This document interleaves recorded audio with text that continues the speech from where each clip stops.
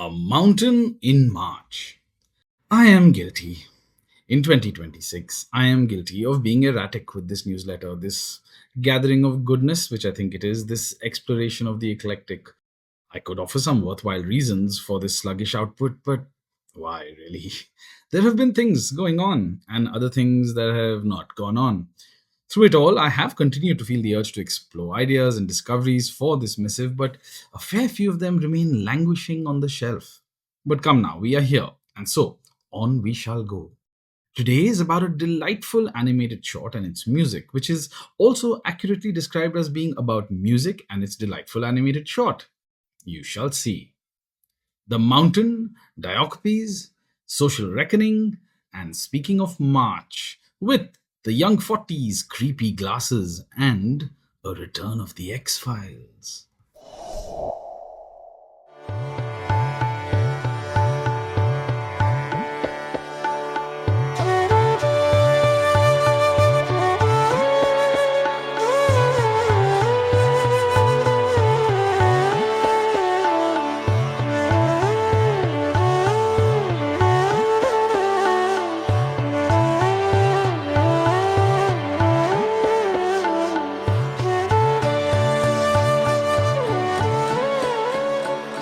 The Mountain. Late last year, I wrote about an upcoming album from Gorillaz sliding onto my radar when Anushka Shankar buzzed gladly about collaborating with the electronic virtual band. That is how I suppose they're referred to this 25-year so-called experiment from English musician Damon Albarn of Blur and artist Jamie Hewlett. The Mountain, this album, influenced by and recorded in various parts of India, released this month. Yet, before I made my way to the album, The Mountain came to me.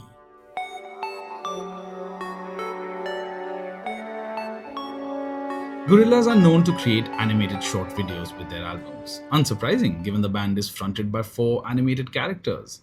The 8-minute short film accompanying this album was released a few weeks back, and it's a wonderful, whimsical little jaunt. You are sure to feel like you are in some offshoot of The Jungle Book, and you are meant to. The 2D animation, awash with hand drawn and painted elements, takes us gently, weirdly, cutely, captivatingly, relaxingly, from forest to river to village to cave to mountain. Noodle, 2D, Russell, and Murdoch are four gorillas. They prance, jump, walk, swim, and slither their way with animals, flowers, trees, holy men, snake oil salesmen, and rapping heads. If it all sounds a bit weird, it isn't. Okay, it is, but only a bit and only in parts, and almost always endearingly.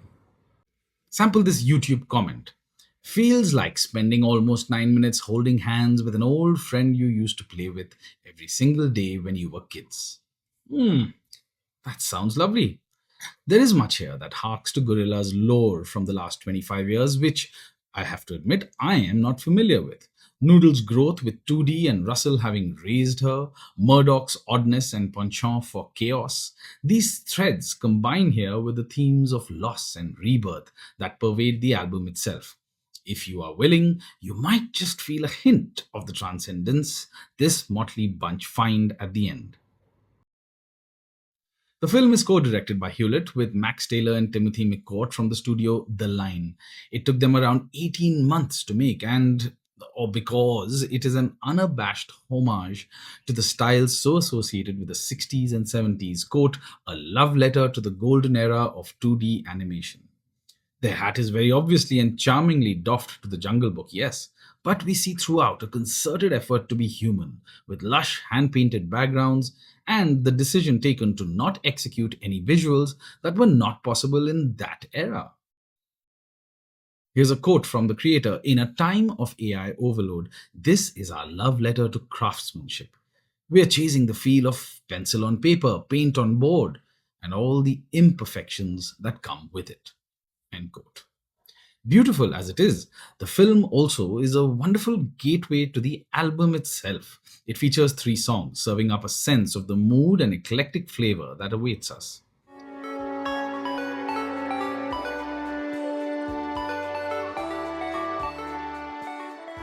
The hardest thing is to say goodbye to someone you love. This is a recurring thought in an album said to be about grief. Alban and Hewlett visited India twice, shaping their ideas around a new project. But then they both lost their fathers within days of each other. So the second visit became quite different. A quote somber pilgrimage where Alban swam in the Ganges, scattered his father's ashes into its mythology. End quote. Maybe aptly, departed souls are a part of the album's sonic fabric.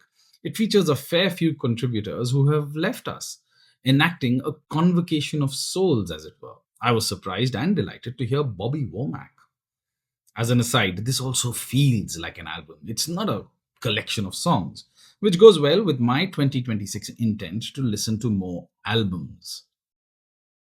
Many months ago, it was the Anushka Shankar collaboration announcement which made me aware of the album and its Indian influences. Her sitar sparkles through brilliantly every now and then. There are sarods too from the Bangash brothers. The nonagenarian Asha Bhosle makes quite a stellar appearance. There's also a wedding band which is random in a cute way but actually works. It doesn't feel like a gimmick. And then there's the flute.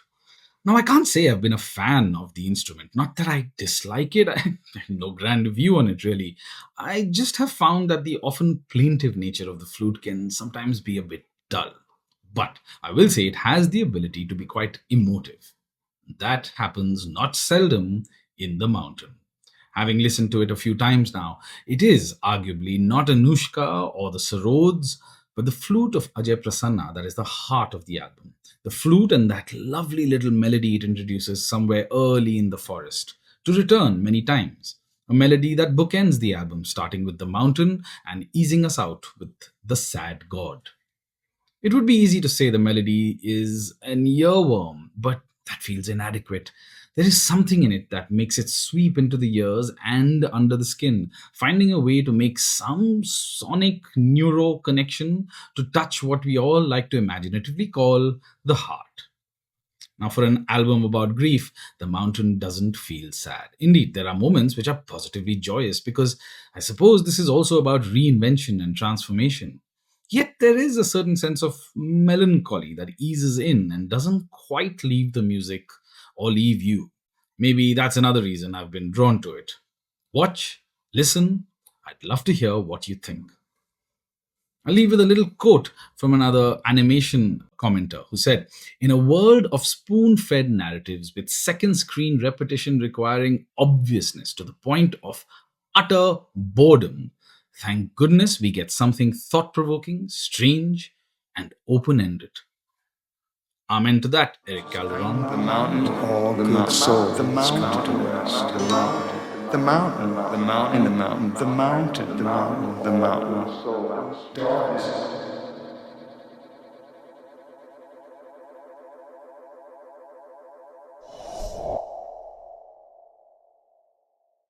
I have been sitting on this little literary device for a while now.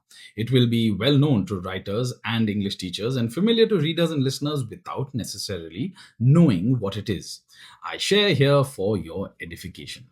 Now, a diacope is a rhetorical and stylistic device where a word or phrase is repeated but with one or more words in between. You see it or hear it often, but you may not know it in prose, ads, scripts, speeches, even everyday talk. Bond, James Bond. To be or not to be. Government of the people, by the people, for the people. There you go. It is used to create some rhythm or an emphasis or an emotional resonance. The Greek root means to cut in two, reflecting how the repeated unit is split by intervening words. That small cut intensifies the repeated word, making the line hopefully more memorable. Zed's dead, baby. Zed's dead. Run, Forrest, run. Bol, Radha, bol. Easy come, easy go. Also, I am still unsure, as you might have noticed, how it is pronounced. I have heard both Diacope and Diacope. Someone help out.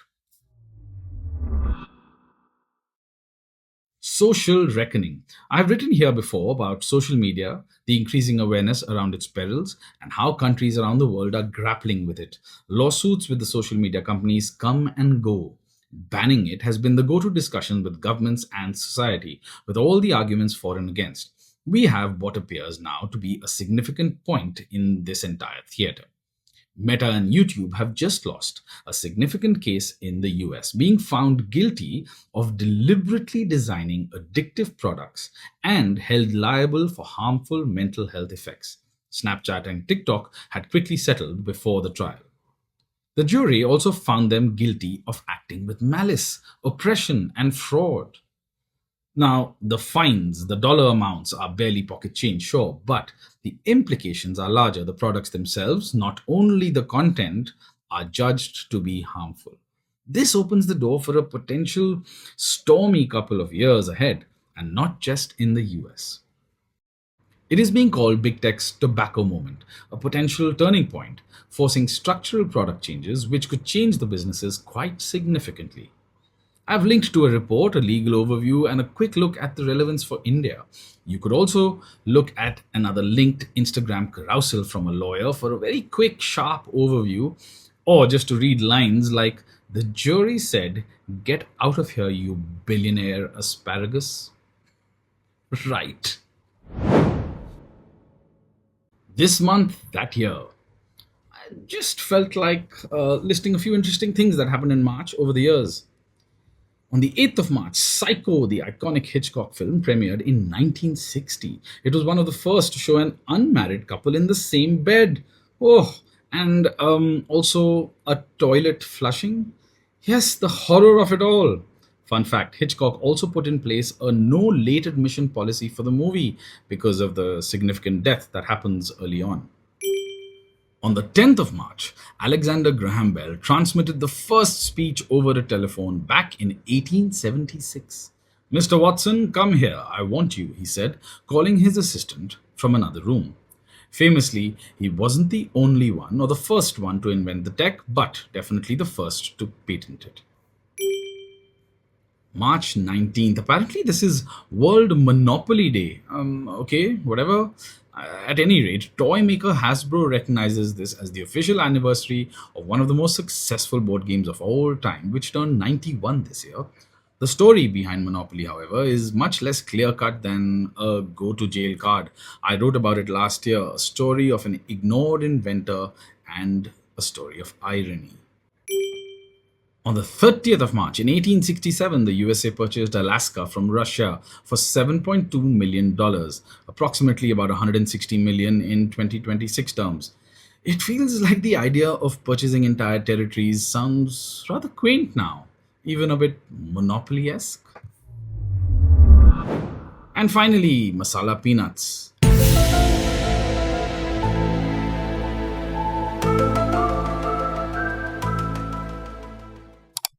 The truth is out there. X-Files fans, Hulu is officially rebooting the cult series with Ryan Coogler of Sinners and Black Panther fame writing and directing the pilot. There's no Scully and Mulder, well, not yet, but Himesh Patel and Danielle Deadwyler will star as new characters. The logline says two highly decorated but vastly different FBI agents form an unlikely bond when they are assigned to a long-shuttered division devoted to cases involving unexplained phenomena.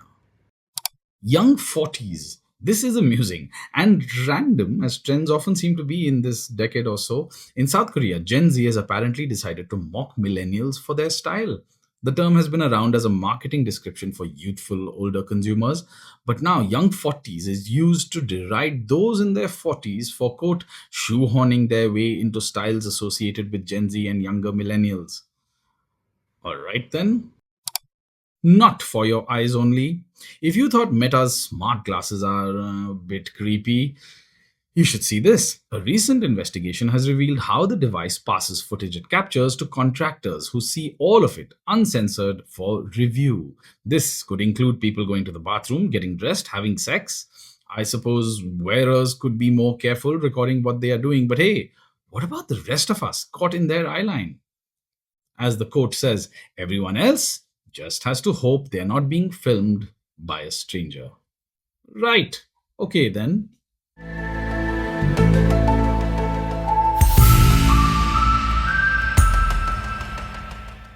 I finished with a quote From a Frank Herbert book, The Children of Dune, the third in the Dune trilogy, which I read recently. Atrocity is recognized as such by victim and perpetrator alike, by all who learn about it at whatever remove. Atrocity has no excuses, no mitigating argument. Atrocity never balances or rectifies the past. Atrocity merely arms the future for more atrocity. It is self perpetuating upon itself, a barbarous form of incest. Whoever commits atrocity also commits those future atrocities thus bred. From the Apocrypha of Muad'Dib.